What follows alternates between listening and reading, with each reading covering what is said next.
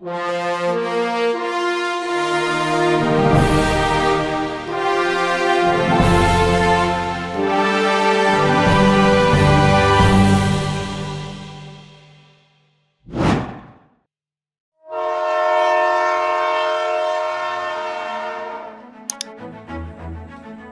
Semedusari merupakan sebuah desa yang terletak di ujung timur Kabupaten Pasuruan, tepatnya di wilayah Kecamatan Lekok.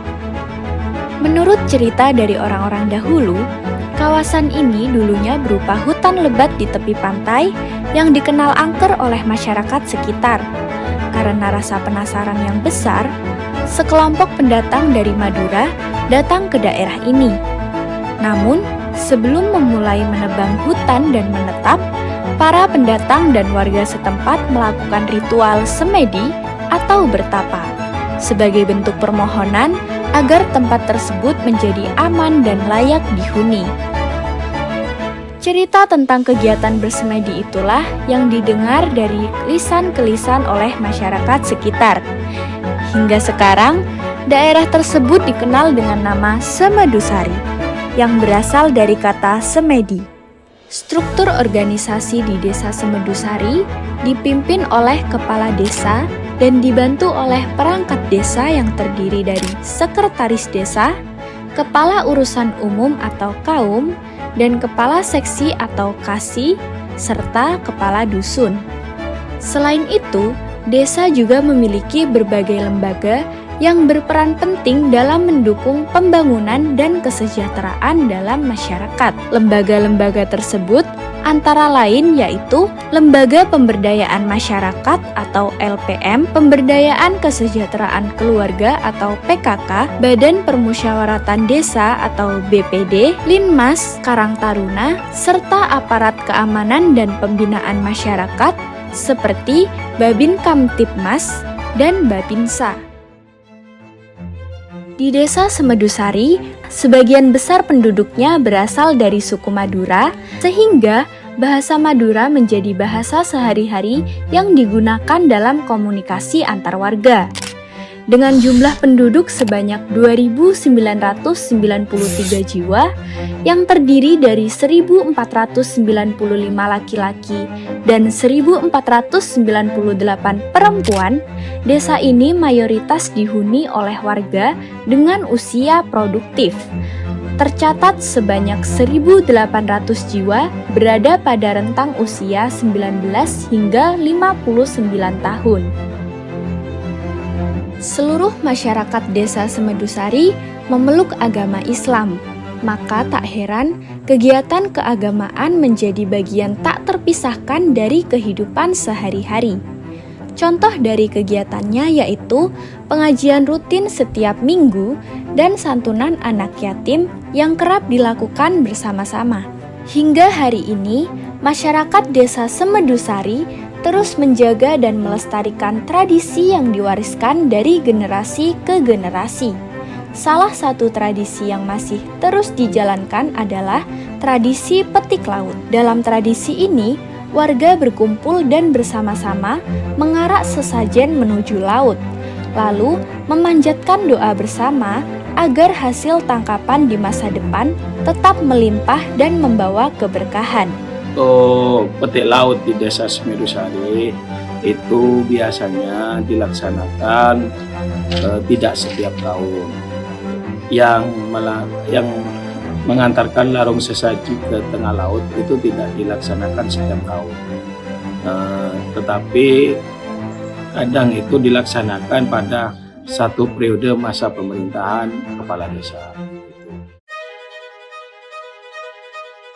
Desa Semedusari memiliki luas wilayah sekitar 330 hektar dengan luas pemukiman sekitar 60 hektar dan lahan kosong sekitar 270 hektar. Secara geografis, Desa Semedusari merupakan tanah kekuasaan TNI AL. Di sebelah selatan desa ini berbatasan dengan Desa Pasinan dan Alas Telogo, Desa Watu Prapat di sebelah timur, Desa Wates di sebelah barat, dan Selat Madura di sebelah utara dengan panjang garis pantai 0,54 km.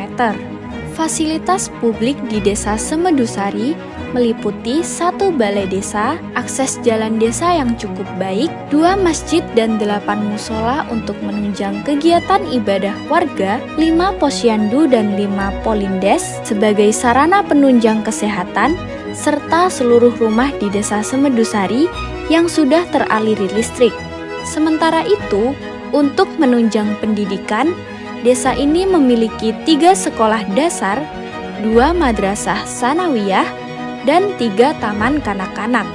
Ekonomi masyarakat Desa Semedusari tumbuh dari berbagai sektor, mulai dari beternak, bertani, berlayar, dan memproduksi alat tangkap ikan. Letaknya yang berada di pesisir membuat perikanan menjadi potensi utama di desa ini. Tak heran jika mayoritas warga berprofesi sebagai nelayan dan pengrajin alat tangkap. Rajungan menjadi komoditas laut unggulan yang banyak ditangkap oleh nelayan Desa Semedusari. Selain karena melimpah, rajungan juga memiliki nilai jual yang lebih tinggi dibandingkan hasil tangkapan lainnya seperti ikan, udang, atau cumi. Alat tangkap rajungan yang diberi nama bubu dibuat langsung oleh warga Desa Semedusari. Bubu merupakan perangkap tradisional dari anyaman yang dirancang khusus untuk menangkap rajungan tanpa merusak ekosistem laut. Salah satu pelaku usaha bubu ialah Pak Amin. Bubu yang ia buat tidak hanya digunakan oleh nelayan di desa, tetapi juga sudah dipasarkan ke berbagai daerah di Indonesia. Awal mulanya gini deh, di sini pada umumnya di Kabupaten Pasuruan terkait alat tangkap rajungan itu nggak ada yang namanya bubu awalnya.